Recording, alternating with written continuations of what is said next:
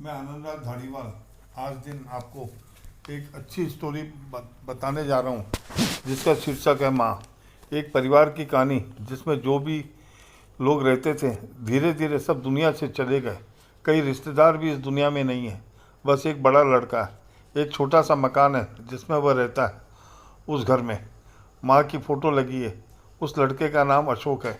वह हमेशा सोचता है कि माँ कहाँ गई, घर से बोलकर भी नहीं गई और मुझे मिल भी नहीं रही। सोचकर कुछ वह बाहर निकलता है। जहाँ भी अपने काम से जाता है अथवा नौकरी की तलाश में जाता है, अपनी माँ की भी याद करता है, मगर उसकी माँ उसको नहीं दिखती है। माँ को सब जानकारी है, घर में कुछ नहीं है, क्या खाता है क्या पीता है।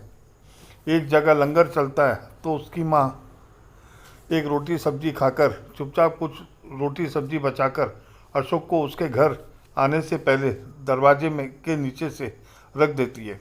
अशोक जब भी बाहर से घर आता है उसे वो रोटी सब्जी मिलती है। अशोक को आश्चर्य हो जाता है कि किसने यह खाना घर में रखा। रोज़ उसके साथ कभी सुबह कभी शाम को यह घटना लगातार हो रही थी। जब भी वह घर से निकलता है कुछ न कुछ उसे खाने का मिल जाता है और नौकरी की तलाश में निकल पड़ता है। इधर माँ मंदिर में बैठकर भगवान से प्रार्थना कर रही होती है कि उसे नौकरी लगा दे भगवान, मुझे इससे ज़्यादा कुछ नहीं चाहिए। जब अशोक एक दिन रात को सोता है तो माँ उसके सपने में आती है और कहती है, मैं तो तेरे साथ हूँ, आज भी कल भी थी और आगे भी रहूँगी, जब तक भगवान की मर्जी है। तू सुखी रह, मुझे नौकरी मिल गई। ऐसा ऐसा सपना देखकर वह उठ जाता है और इधर उधर माँ को ढूंढता है, मगर उसकी माँ दिखती नहीं है। उसे ऐसा लगा कि माँ उसके आसपास ही है।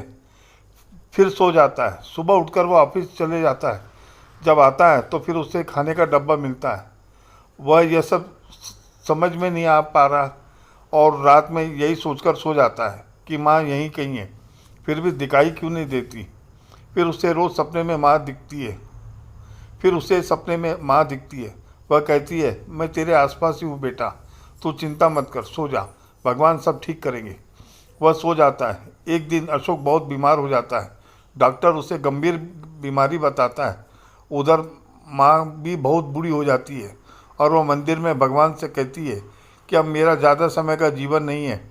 हो सकता है मैं कल का सूरज नहीं देख पाऊँ, मगर मेरे बेटे को मेरी उपस्थिति बराबर बनाए रखना, यही मेरी अंतिम आपसे प्रार्थना है। ऐसा बोलकर माँ का स्वर्गवास हो जाता है। उधर बेटा भी गंभीर बीमारी से त्रस्त है। वह हर बार माँ को याद कर रहा है और उस रात अंतिम सपनों में उसकी माँ उसके घर आती है, उसे पुचकारती है, दुलारती है और चली जाती है।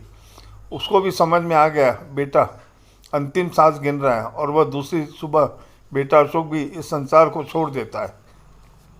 लेकिन मरने के बाद उसकी माँ को स्वर्ग से धरती पर आते दिखाई देख रहा है और अशोक भी अपनी माँ से मिलने के लिए बेचैन था। और अंतिम उसकी माँ बोली, चल बेटा अशोक, आजा मेरे पास। मैंने कहा था ना, मैं तेरे आसपास ही रहूँगी, आसपास ही हूँ। मैं कल भी तेरे साथ थी, आज भी तेरे साथ हूँ और आगे भी तेरे साथ रहूँगी, क्योंकि मैं तेरी माँ हूँ। माँ हर जगह है, जहाँ तू देखेगा